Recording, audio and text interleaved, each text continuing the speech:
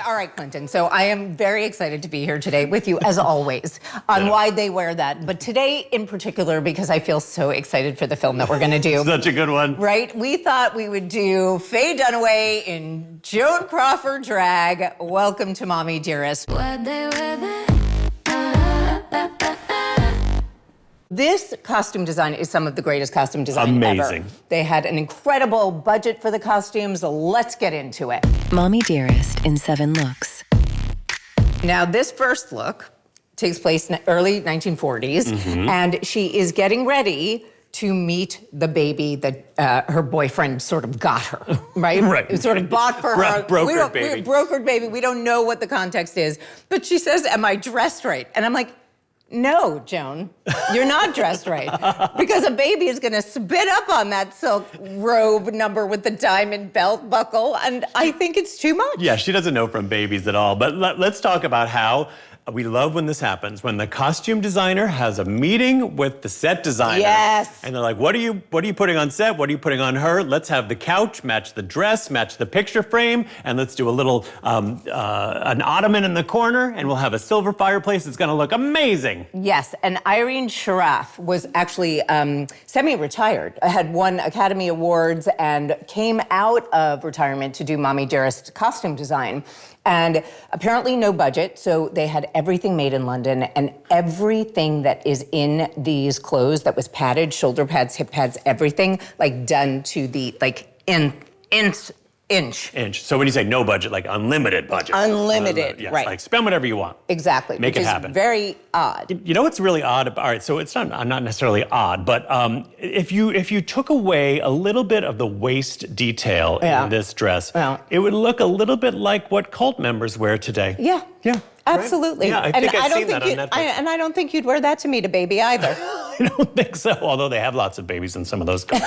They have lots of babies in some of those cults. Look at how the collar is popped, and then there's a little bow. a little bow. And the thing is, I mean, they had real, obviously, historical references from Joan Crawford. Sure. Joan Crawford apparently co-designed a lot of her outfits in her films. Can you imagine? Joan Crawford, let's talk about like a confection. Like she created Joan Crawford. I mean, that woman had a really tough life. Not that I'm giving Mommie Dearest any slack Any here. passes. Yeah, no pass. But I mean, Joan Crawford had a rough life. And so she created herself as a movie star, and she had a very specific look. And so it's kind of wonderful that the costume designer pays homage to her. Oh, Mother Mary. Look at how everybody is like adoringly looking at her while she poses. It's like, oh, did you get this baby because you wanted some extra publicity? Maybe. You think? Maybe? Maybe. First of all, it's so creepy the way she's holding that baby at the top of the stairs. You're like, are you going to throw that baby down the stairs? Like, this is so weird. But the way she is framed, this isn't really about wardrobe, but the way she is framed, cinematography, with the window above her like a halo, unbelievable. Religious iconography everywhere you look here. Right? And the dress matches the drapes. It's very Gone with the Wind. Oh, I love it so much. Oh, it's so I good. love it so much. So It is very Gone with the Wind. I do love this double stair. And the dress even matched the banister. The banister. The stair is like a character in the movie. Oh my God, I would kill for that staircase in my house. It would take up my entire house, but that's all right. It'd still be worth I it. could still walk down in the morning. Look number 2. Okay, this is the scene where Christina, her first adopted child, the daughter who actually wrote the book that this movie is based on, is wearing a matching look with Mommy, right? This is Mommy and me at my birthday look. I mean, it's over the top, the floral, the chintz, the chiffon, the everything, the big shoulders. But this is also the scene where we start to see that Christina has like, maybe a little resentment towards Mommy, and Mommy is a little bit competitive with daughter. just a touch. Just a touch. It's the first time we see that things could get a little weird and out of hand here. Now, let's talk about, do we like the dress? Do we like it better on Christina or on Mommy? I don't know, because if I saw it on a kid like Christina, I would probably punt kick her. You know what I mean? It's just like so like little brat dress. I want to punt kick Joan. Joan, I agree. I don't disagree. But like a little girl dressed up like that, like, it's too perfect. I guess if it were Easter, I wouldn't mind it so much. But what are your thoughts on moms and daughters who dress alike? Do we want to go there? Because I do. Let's go there. Let's go there. I hate it. I hate it. I hate it so much. So dumb. So dumb, right? I know. We're going to get so many comments. I don't care. But you know what? We'll be able to discuss them on why they say that. It reminds me of the Amy Poehler character in Mean Girls when she's like the cool mom. The cool mom with the fake concrete roofs. Yeah. Right. It's just like, why are you doing this? You're not sisters. I can't stand a parent that doesn't know a parent's role. Your role is to be a parent, not the best friend and not the twin sister. Right. That's what aunts do. That's what I'm here for. Yes. Exactly. Or Mommies gunkles. can be like way more parental. I don't want to give rules to kids. I don't want to have to deal with them like breaking rules. I just want to dress them. Oh God, I used to love riling up my nephews and then send them right back to my sisters. It's so much fun. Get them hopped up on sugar and let them do all sorts of crazy shit around the house. Time to go home. Bye. Oh my God, when my nieces are old enough, that's what I'm gonna do. Look number 3. This is perhaps my favorite dress. She's walking into her restaurant. Peroni's is her joint. And she's wearing this huge diamond brooch with a navy satin, almost like a shrug, black leather gloves, a sequin bustier, and then just sort of like a bell-shaped skirt, which goes all the way to the ankle. And if you see the way Dunaway walks as Crawford is she's always crossing her feet because she has a very small circumference of the dress in which so to she take can't a step. move. There's no. She has to walk in little tiny steps. No slit. That's what slits are for. Yes, and I don't think there's a slit in the back of this dress. Interesting. I love the fact that the gloves are leather. I agree. Right. I think that's why I like them here, and I'm not a big fan of a glove, like a cloth glove, but a leather glove. Now, let me tell you something. That is an art that has sort of gone by the wayside. Making of custom gloves. That used to be such a big deal. Such a big deal, right? Measuring your hands for them, everything. And you know what I also think is so interesting here is like this is really stylized hair and makeup for the time, and obviously to be dressed up. But she is wearing Crawford Red. That's the name of the lipstick. The lipstick. I don't remember when in the 40s we started kind of doing a lipstick frown. Do you notice that? Yes. It is a different shaped lip than like a bow. Yeah, Cupid's bow there. Cupid's bow. It's not that. It's like the top lip is almost flat. Interesting, right? Yeah, that went from the Cupid's bow to sort of a like downturned lip, which I don't really. I will be honest with you, like the styling of Joan Crawford, I've never been a real fan of because a lot of times she does that like the thing with the hair, the curl, the curl down, and then everything in the back is flat. It's almost like don't pay attention to the back of my head. And I will tell you, I don't love this Crawford Red color. I know it's like a special blend just for her by Max Factor, but I think the color is a little weird. It's neither here nor there for me. It's not like red. And it's not coral, and it's not orange. It's her signature look, and I get it, but it's not my favorite red. I don't mind the color. It's just that the shape really looks so caricaturish to me now. Yeah, for sure. Like, you know, during the 40s, that was the thing, I guess, and the arched eyebrows and all of it. Right, it certainly wasn't about looking natural. No. It's like, we're going to erase the stuff that God gave us and paint on other stuff. We're gonna paint on other stuff, exactly. Look number 4. Oh, okay. This scene where Mr. Mayer is firing her from the studio is like pretty hardcore. It's pretty tough to watch. Yeah. But this might be the most glamorous day outfit that, I mean, everything. This fits her like a glove. We've got an ivory jacket, very 40s inspired, nipped in waist, very much the new look, big shoulder pads. I can't tell if she's wearing a top and a skirt or if that's a dress, but that diamond brooch right in the middle of that kind of shawl collar is absolutely beautiful. The hat matching, the shoes matching. I don't care that she's wearing gloves because I just think this fits her so beautifully. Right. Well, also, let's talk about the fact if this is happening in the 1940s, then gloves really would have been a thing. A couple things I want to point out here. This shoe, this ankle strap shoe is so chic, isn't it? Right? It's fabulous. Yeah, and it doesn't, for some reason, it doesn't really break up the line of her leg because the leg line goes from really the toe of the shoe all the way to the nip of the jacket, right? When we talk about keeping the upper body sort of shorter and the leg line nice and long. This does that so effortlessly because the jacket is so perfectly tailored to her. I mean, it really is remarkable. And also, Faye Dunaway has very thin ankles. You actually see them when she does this. Remember? And she's like going like that down her calf. And I was like, I can do that too. But my calf isn't as nice. Her legs are very narrow. And that's why the ankle strap doesn't feel like such an interruption. Yeah, that's a good point. Also, we should point out that this is where two generations intersect so perfectly. So that this is the 1940s. Yes. And this came out in the 80s. In the 80s, this silhouette really blew up. Yep. So 40s and 80s, the strong shoulder, she looks here, other than the hair and the makeup, she looks like she could be in Dynasty. Absolutely. Oh my God, Alexis Carrington? Yeah. Absolutely. Yeah. Big shoulder pads, nipped in waist. It was very much about the new look. For some reason, this ivory, this kind of soft white, not optic white, looks so beautiful on her skin tone. And you can see the clutch has a little bit of texture to it, which is I think nice. it's probably a little snake skin, little lizard, something like that. You know it was expensive. So bet you died almost broke. Look at the clothes. Look at the jewelry. Of course she died almost broke. Look number 5. We all know this scene. If you haven't seen Mommie Dearest, I don't know what you're doing with your time, but you should see it. And if you are like the rest of us people who have seen Mommie Dearest, you know this is the scene where she says, Nina, bring me the axe. And she's so upset because Mayer had fired her, so she's like talking to herself and saying, oh, Hollywood royalty, box office poison. But interesting that she chose this dress in which to cut down a tree.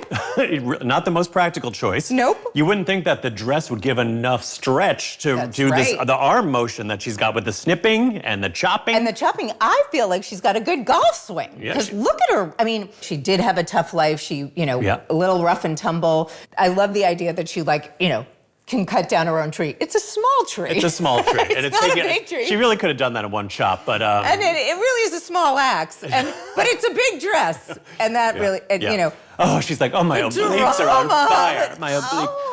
Let's talk about this dress because it's a really interesting one. We don't really ever see it in the world, where it would be appropriate. Right. But it looks to me like it's a bronzy color or coppery with gold beading and then a chocolate tulle skirt. Yes, the chocolate is what I actually find the most interesting. Yeah. The bronze, I think it is bronze because it does feel like a little bit more dull than gold. Yeah, right. It's right. We don't see it out in the wild. This is like, she gets fired, and then the next thing we know, she's dressed up in this dress to chop roses and cut down trees. It wouldn't have been my first thought. She must have had a real episode to take this out of the closet and be like, I'm going to go out in the garden. That's because I could see, the pajamas would be appropriate for this. Absolutely. Or put on a gardening outfit. Or even a robe. You know what I wear when I garden? I wear some old jeans. They're really light wash jeans. And I have a Dolly Parton sweatshirt that I wear. I know this about you. I didn't know about the light wash jeans, which is fascinating because when did we ever let anybody wear I know. light wash jeans? We've broken all our rules. People look at me and they're like, you can't be that Stacy from What Not to Wear because what are you wearing? I'm like, I have no excuse. I know. Well, we evolved. We evolved. Or devolved in some ways. Exactly. But so I never wear the light wash jeans out in the world, so I wear them in the garden. But, that's fair. I don't really understand the impetus to dress up to, destroy your garden. Do you know what I mean? I'm not sure I understand, what was her motivation to get into that gown? I will say sometimes as a gardener that some plants or a variety of plant can really piss you off. And you're like, you know what, you're out of here. And you put on a ball gown for that? Well, I put on a ball gown for sex. But you're welcome for that different. Image. Yeah, okay. Look number 6. Oh, okay. This dress, actually, we don't know where she's going. She's going out. This is after the huge fight she had with Christina about eating the meat and putting it in then putting it by her bed and putting it in the refrigerator and making her eat it. And then she finally takes it away. But you see this unbelievable sequin dress that I believe is like a strapless corset, and then you have some sort of sheer chiffon silver, really? Attached to it. Yeah. Oh, yeah. It's like a strapless sequin dress, right? That's got a cut. And then it looks like the shoulder pads are a separate material. Well, what's so interesting about this is that it's actually even more beautiful when she's standing still than when she's moving, even though it does have so much movement in it, right? She's standing there, it's like she's a statue, like she's a goddess. She's giving off goddess energy here, like I am strong, I am woman. The way the shoulders work here, that the shoulder pads are so straight across and so big. Parallel to the floor, and the way and being sleeveless like this, It's such a silhouette it's such a rare silhouette, I guess you could say. Yeah. Now, if I saw somebody wearing this on the red carpet today, I would be like, holy cow. Like, to me, that is a timeless look. You can pull this off now, just like you could in the 40s. And I don't feel that way about everything. Yeah. I'm sort of reminded of like reading The Fountainhead or Atlas Shrugged. Like this character would have worn something like this. Yes, exactly. Yes. And I'll also just point out, like whoever's doing this set design knows how these colors work together. This sort of taupey tan carpet. And silver goes so well together. Also, I'm a little bit reminded of, I don't know why I'm having this moment. Speaking of Gone with the Wind, Carol Burnett as Scarlett from Gone with the Wind, where she makes the curtains, the dress out of the curtains and keeps the curtain rod in. It sort of reminded me of that shoulder pad. Exactly. It could be a tension rod for all we know. It is a great way to keep posture. And then the diamonds, all of these jewels were real. So I'm like, they just sparkle like crazy. There really is a difference when it's real jewelry. Talk to us about walking down a flight of stairs, especially carpeted ones in heels, while not holding the banister. That looks like it's not too easy to do. But you know that Ms. Dunaway uses her body as an instrument. She knows what she's doing. She knows how to like use her core to stand up tall and walk down a flight of stairs. But when you do it, for example, I fall down. I would never attempt this. Are you kidding? With my spine? I know, with your spine. But you have in the past walked down a flight of stairs without holding the handrail in a pair of heels. Yes. And what is going through your head as you're going step by step? Is it like, I am placing my foot, I am placing my foot, I am placing my foot, please don't fall, please don't fall. Like I see it sometimes in Broadway shows. I get nervous for the characters. Yes, absolutely. Yeah. I mean, I'm always like, make sure the back of your heel hits the back of the stair. So I know that I'm fully on the stair, because one slip, that's it, I'm done. I'm gonna be out. I mean, can you see me? I could do this show in traction, but like with it, I feel like... Well, hopefully we never have to get there, because I'm not changing a bedpan. I love you, but I'm not changing a bedpan. I wouldn't change David's bedpan. Too far. Going too far. Speaking of the back of the foot, do you know my favorite blue suede loafers? They're YSL loafers. I wear them all the time. And I've kept them in perfect condition for like 20 years. I was walking down the subway stairs and the back of the heel hit the stair as it went down, and it took... Chopped? Like it chopped a it. nook? It took the suede right off. I almost cried. But you can have that fixed. I guess I can. Yes, you gotta call somebody. When you have a favorite pair of shoes and they get ruined, there's really nothing like that. But there is help on the horizon. I promise. Look number 7. Oh, okay. Can we say it together? Yes. 1, 2, 3. Don't fuck with me, fellas. This ain't my first time at the rodeo. There's always that bravado at the end of her voice. Squeezing that last bit of air. Rodeo. No wire hangers. Did you know that this movie won 2 Razzies? One for worst... Five Razzies? Five Razzies. What, worst picture and worst actress. What's so crazy is that this film was given such a big budget because they thought like Dunaway was going to win Best Actress. They thought this film was going to be so impactful and a real biography. But this turned into crazy camp. Yeah, because test audiences, or at least when they'd see the previews in the movie theater, they would laugh. It reminds me of Cher in Silkwood. You know that story? No. They laughed at Cher in Silkwood? Cher was in a movie theater, can you imagine Cher in an actual movie theater? No, I would die. And they showed a preview for Silkwood, and when Cher's name came up, they started laughing. She cried and ran out. Well, she showed them. She sure did. She won an Academy Award. What I love is that she's obviously in mourning, right? So we get her in all black. We get this insane fur hat. She's much older here. So now we're talking about the 1970s. I love this diamond brooch. It's definitely like Art Deco period. And the diamond earrings. And again, the red lip, right? But she looks tough as nails. Oh, yeah. Can you imagine her in that PepsiCo boardroom? Oh my God, I'd be scared shitless of this woman. Those guys must have been terrified. Oh my God, that hairstyle too, this became so popular. Mrs. Garrett from... Mrs. Garrett and my grandmother. Everybody every Saturday at the beauty parlor. Oh my God, remember they would make that hairstyle work all week. Unless you were rich, you could go many times a week, but my grandmothers would pick that stuff out. Yep. All week. Honorable mention. I know I said in 7 looks, but I did some honorable mentions because I didn't want it just to be about Joan. I thought there were other things. Well, actually, this one is about Joan, but This is the nightgown that the night she wins the Academy Award for Mildred Pierce. What is around her? It's not just a nightgown, and it's not just a robe. It looks Is it a tied chiffon scarf? That is weird, actually, because you can see that she's got a nightgown, right? And then she's got a robe underneath it, and she's doing this where she looks like the Archangel Gabriel. Yes, again, and the staircase behind her. Behind her one more time. And then it does look like she has tied some sort of tubular silk scarf that's got a tassel at the bottom. That is weird. And I was like, I can't do this by myself. I have to ask Clinton what he thinks, because I honestly was like, what the fuck is this? Why do we need this? It's just another layer, another sheer layer, just piling them on. Interesting. What do we think about the robe and all of that volume and the arm? And the, here's another question for you about being a girl, a lady, a woman. What it feels like for a girl. What it feels like. So women and nightwear. Yeah. Like I don't understand how do you sleep? You love a nightgown. How do you sleep with all that fabric? You know, it's so funny. It doesn't occur to me at all. I like dressy, like dresses, nightgowns. I love pajamas, men's pajamas.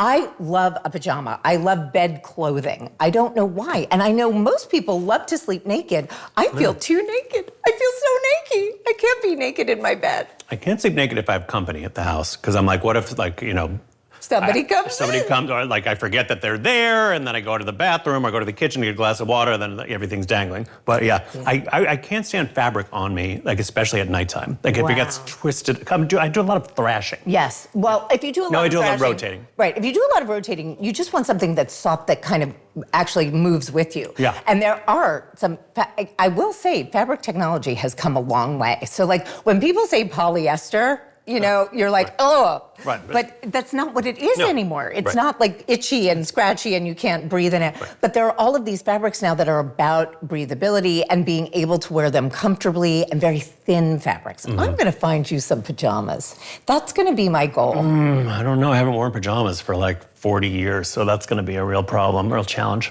Honorable mention. I had to do. Of course. Why are there? Because one, she's wearing a face mask that makes her look absolutely insane. And look how tiny her waist is, but look at how big those shoulder pads.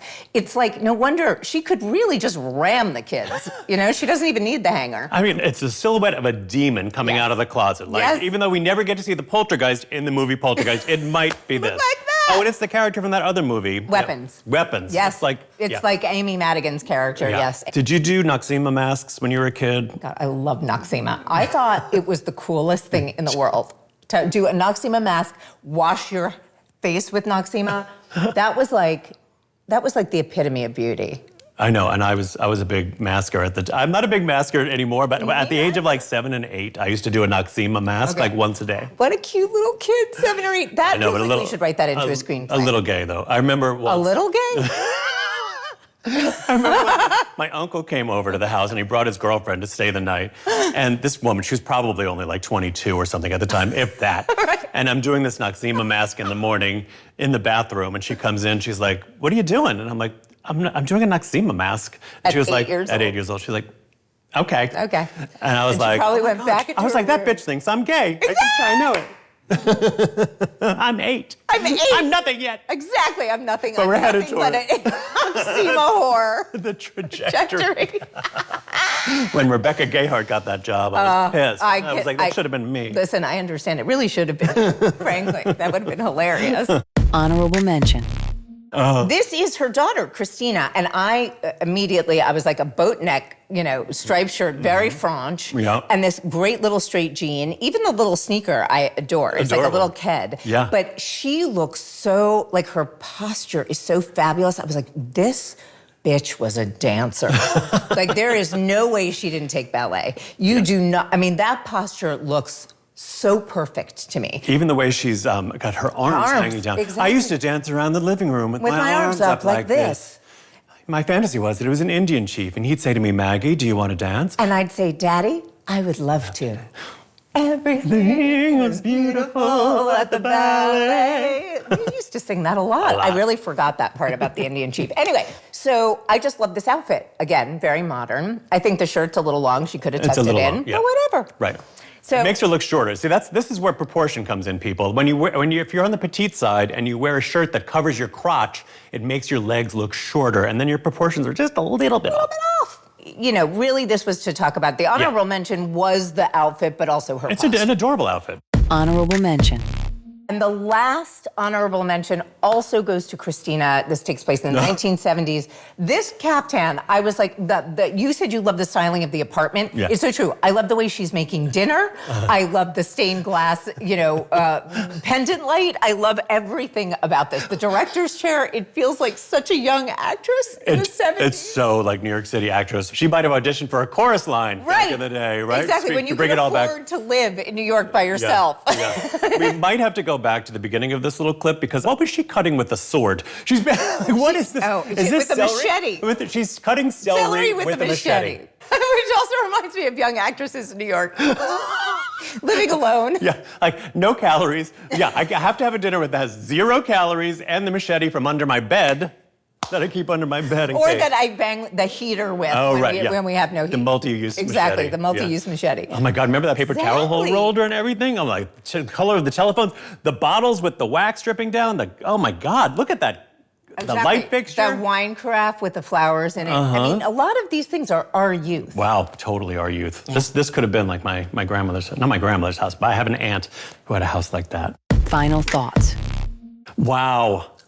I love that. Mommie Dearest is so good. I mean, it is so good. Now, I did not do all of the outfits. It's impossible to do all of the outfits, but I thought it was so important to talk about how serious the costuming was, especially when this movie wound up being so camp.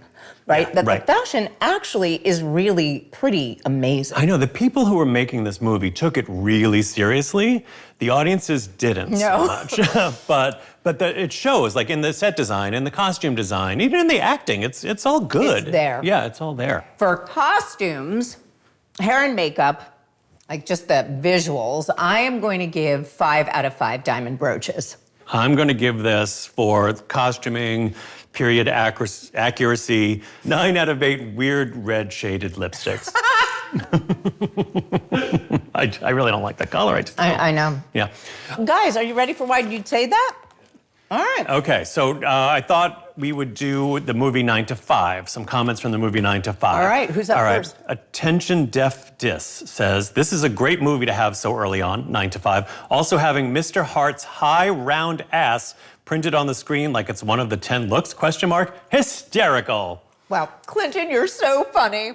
Oh, didn't we both said Mr. Hart's high round ass? I think that was yours. I mean, we definitely said it off camera as we were watching the movie together. We were. Or separately. Because we were trying to figure out how his ass got high and hard like that. Right? Yes. It was great. But I really think that it was you who were like, we need to stop and talk about it. Oh, we might have had to, yeah. We do a lot of crotch watching and ass watching on this show. What can you say? Clinton's got me really into it now because catching tail, I didn't know that phrase. Catching print. Catching print, it's not tail.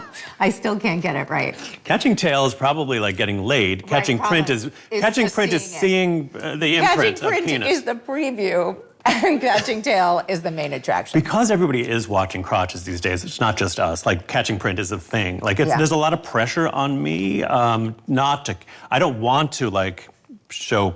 I don't want anybody to catch my your print. Because I feel like it's private. It's private. I tend not to show it off, but it's there. Okay. Why am I? I got really awkward in here. It's amazing. Let's talk about your vagina. Exactly, because I was like, if we're going to talk about your penis, my vagina already got a lot of play, so I feel good. I feel better knowing that our sex organs are getting equal time on this show. They're just organs, people. Exactly. Yeah. Get used to it. We all have them. Exactly. Okay. All right, so this is a long one by Activated Charcoal, who writes, I'd love to have you guys touch on the costume design aspect a little more. Okay. In keeping with the theme of why they wear that. I thought we were doing that, but okay. For example, Judy's suit in 9 to 5 was almost certainly her best church outfit, while the fussy pussy bow was her attempt to make it appear more professional. In addition to the carnation, you can see she's wearing a pocket square. I think we said that too. The businesses and over-accessorization screams nerves. Oh, the busyness. Oh, the busyness. Busyness. I love how easy they make it to imagine Judy fussing nervously with her outfit, adding one touch after another in an attempt to make it right for the office. The office kimono shows Violet's comfort and ease in the workplace. Yes, there's such perfect contrast standing next to each other. I also love the detail that Judy is still wearing her wedding ring, and Dolly's Western flair influenced outfit when she finally dresses down the boss. So much storytelling in these touches. Activated charcoal, I think that's what we're trying to do with the show. I mean, I agree with you. I definitely think that Judy Burnley's suit is really like, buttoned up and so like kind of repressed, and it makes Violet look much more authoritative and relaxed because she's got the kimono. Yes. But when did Judy Burnley start going to church? Because I don't ever remember her going to church. There's no Activated reference. charcoal. Yeah. She's not wearing a cross or anything, a Star of David. She's not wearing anything like that. She never mentions God or Jesus or. No. Yep. That's a big leap for me. It's a big leap. Me too. We're not just going to say that maybe she's an atheist for all we know. We don't know, because she's certainly into M&Ms. I do M&Ms. All right, that's all. Okay. But most of all, I want to say your comments are so lovely and complimentary, and so we really appreciate it. We're just trying to have a little fun here. And we always want to have some fun. Yeah, we just want to have some fun. We just want to bring you our God-given chemistry. Lucky you. Oh, no, I know what I was going to do. I did have a piece of advice. Oh. Because when Judy goes to she doesn't know how to dress for the job, right?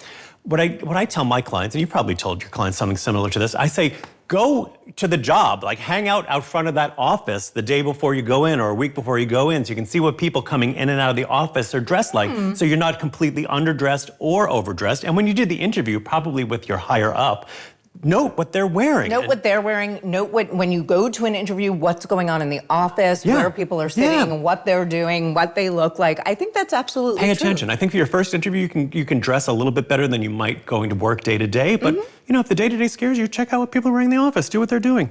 Okay, I've got food all over my crotch. Want to catch print of that, folks? There you go. Okay. It only took 5 seconds for you to go, I'm not talking about catching print on, I don't want anybody to see my print too. Let's show it. Like, it's hard to catch in this because it's a dropped crotch. It's a drop crotch. Yeah. I mean, that's also something we wouldn't have recommended 20 years ago, is it? No. Nope. These are practically pull-on pants. Exactly. Okay, thank you for watching. Why'd they wear that? Why'd they wear that? Thanks for watching. We hope you enjoyed the episode. Hit like and subscribe, and let us know which movie you'd like us to review in the comments. Explore all our shows at allchewedup.com. And as always, keep asking, why can't I wear that?